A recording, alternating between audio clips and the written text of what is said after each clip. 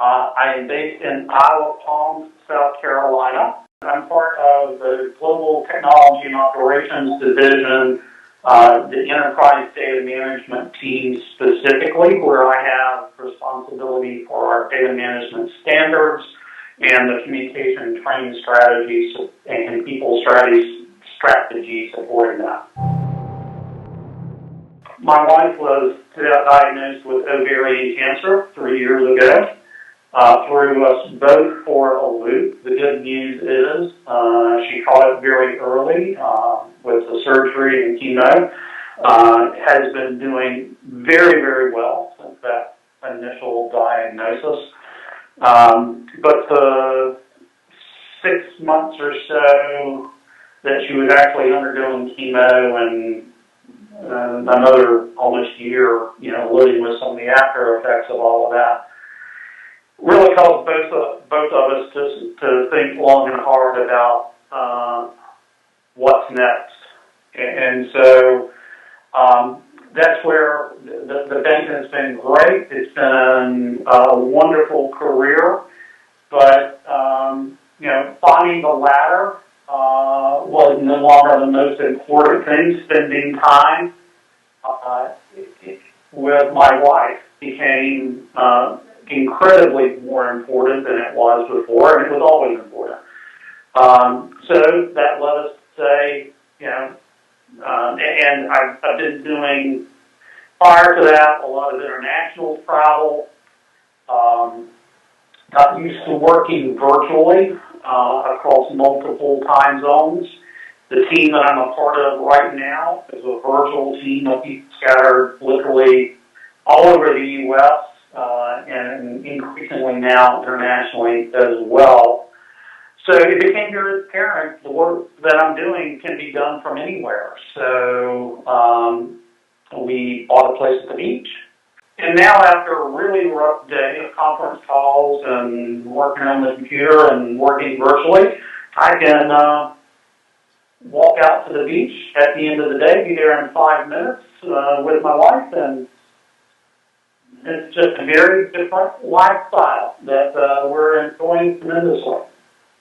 We continued that search in part because it was something we had always sought out or had in the back of mind, but it just seemed to be the right time to do it. And I realized through all of that too that I wasn't doing it just for her; I was doing it for me as well. I think we've made good strides in terms of creating productive virtual environments. I don't think we fully cracked the code on that, however.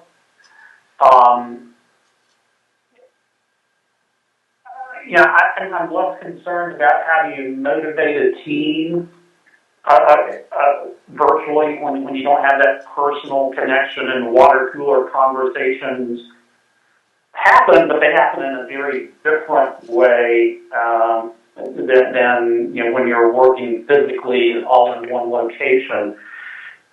But I think there's still something missing in terms of how we stay connected when we're working virtually, even with the addition of all of the technology and tools that are there to support us today that weren't there 5-10 years ago.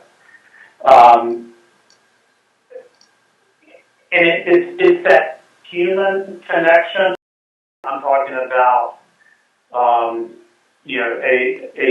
leader in an organization who's managing be it 30 people or 30,000 people, how to make it human when those people are physically scattered. My boss, 2 levels up, who's a veteran of the bank like I, been around for years.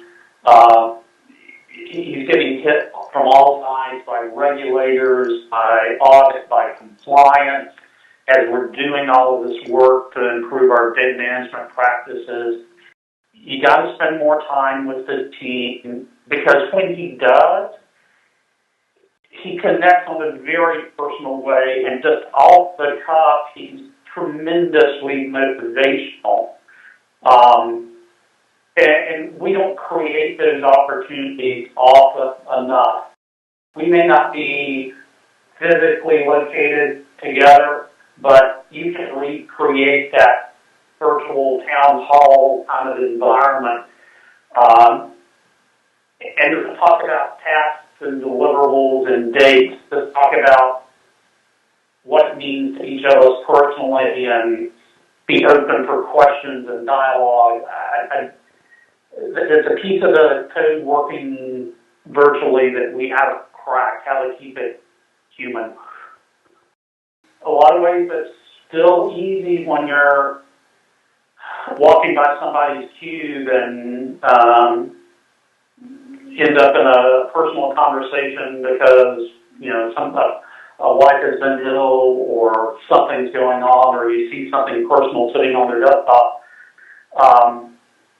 Those kind of opportunities don't happen as naturally in a virtual environment, and I don't think we put enough emphasis on trying to make them happen.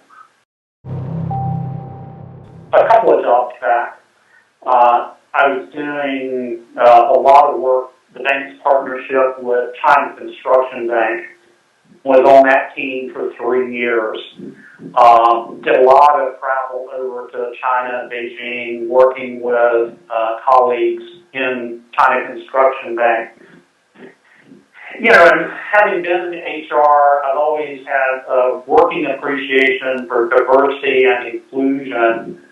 I got a rude awakening, both as a team that we were working, the team we were working with there and our team from the bank, but also personally of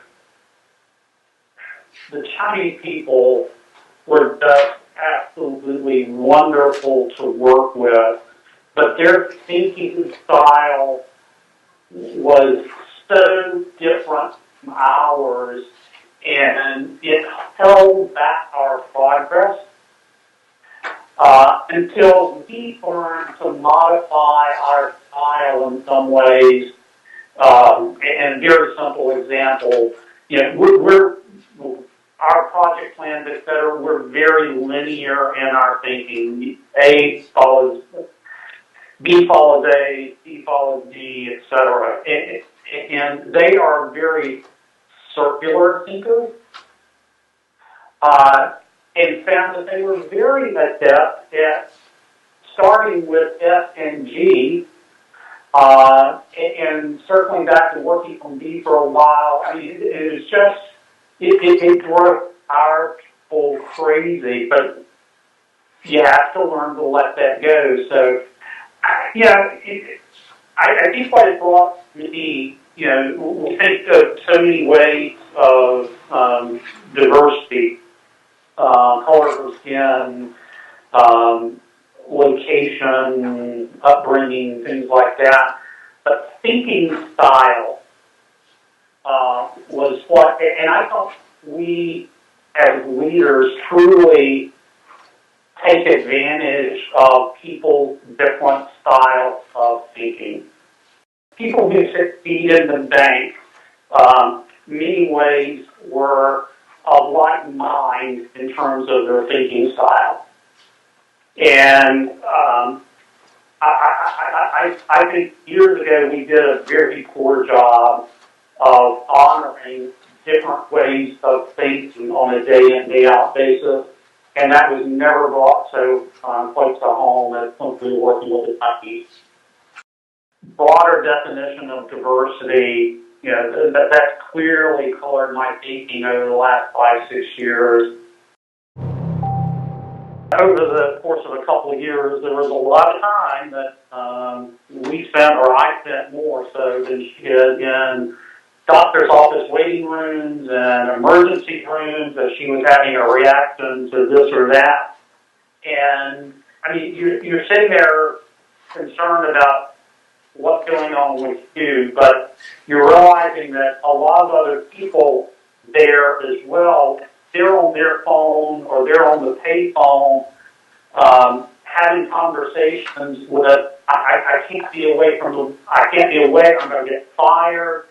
I saw so many people that didn't have the kind of support that I did, basically, because I was doing international stuff when Peggy got sick. And I had a team of people working for me in Singapore. And I remember getting on the phone with them that very next night saying, you guys are going to have to take care of this. I know you can do it. I have no concerns whatsoever, but I won't be available for at least the next week or so, and having no worries about it. And nothing but support from my boss to say, don't worry about us, it'll get taken care of on this end. You focus. And then seeing people in the coming months who were struggling, that having to take a few hours off work to take a loved one to the hospital, or multiple visits and worrying about how they were going to pay for it and did their health insurance cover this. It was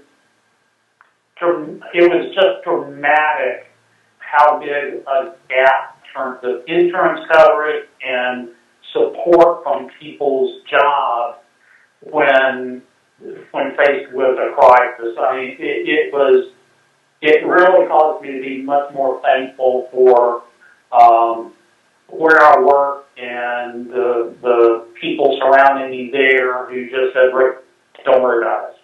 Wow.